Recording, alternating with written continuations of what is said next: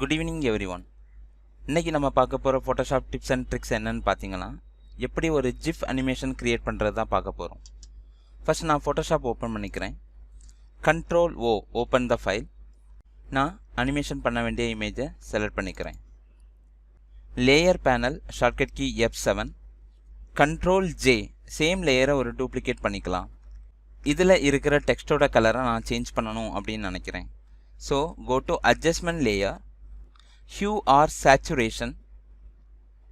எந்த கலரை உங்களுக்கு பிக் பண்ணணுமோ அதை இந்த ஹேண்ட் டூல் மூலமாக நீங்கள் பிக் பண்ணிக்கலாம். நான் கொஞ்சம் ஜூம் இன் பண்ணிக்கிறேன். Ctrl+, எக்ஸாக்டாக இந்த கலரை செலக்ட் பண்ணிக்கோங்க. தென் ஹியூ ஸ்லைடரை அட்ஜஸ்ட் பண்ணுறது மூலமாக உங்களுக்கு தேவையான கலர் நீங்கள் சூஸ் பண்ணிக்க முடியும். நான் இப்போதைக்கு ஒரு பிங்க் கலர் சூஸ் பண்ணிக்கிறேன். அதோட சேச்சுரேஷன் வேல்யூ கூட நீங்கள் இந்த ஸ்லைடர் மூலமாக அட்ஜஸ்ட் பண்ணிக்கலாம். Ctrl- zoom out. நீங்கள் அட்ஜஸ்ட்மெண்ட் லேயர் மூலமாக சூஸ் பண்ணுற எந்த ஒரு ஸ்டைலாக இருக்கட்டும், அது ஒரு செப்பரேட் லேயராக தான் உங்களுக்கு ஆட் ஆகும்.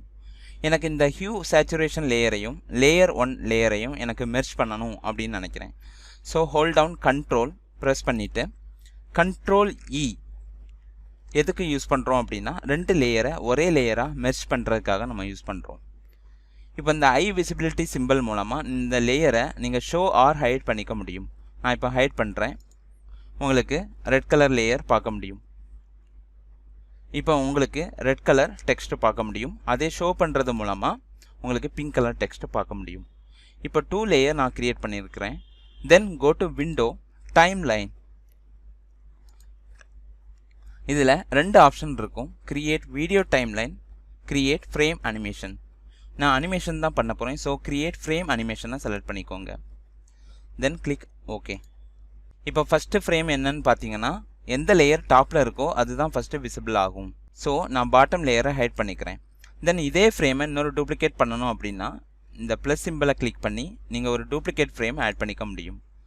செகண்ட் ஃப்ரேமில் எனக்கு ரெட் கலர் வேணும் அப்படின்னு நினைக்கிறேன். ஸோ ஃபஸ்ட்டு லேயரை ஹைட் பண்ணிக்கோங்க, பாட்டம் லேயரை எனபிள் பண்ணிக்கோங்க.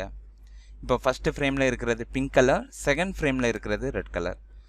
ஸோ நான் அனிமேஷன் ஆகக்கூடிய டியூரேஷன் கொடுக்கணும்னு நினைக்கிறேன். ஸோ 2 லேயரையும் செலக்ட் பண்ணி ரைட் கிளிக் பண்ணி எவ்வளோ செகண்டில் அனிமேஷன் ஆகணுங்கிறத நீங்கள் இது மூலமாக செலக்ட் பண்ணிக்க முடியும். நான் 0.2 செகண்ட்ஸ் கொடுத்துக்கிறேன்.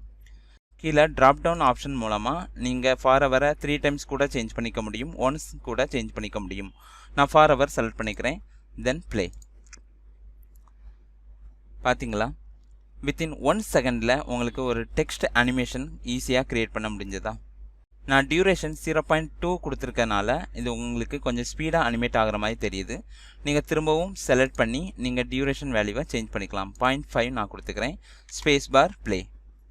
இப்போ 0.5 செகண்ட்ஸில் உங்களுக்கு ஒரு டெக்ஸ்ட் GIF அனிமேஷன் நடக்குது.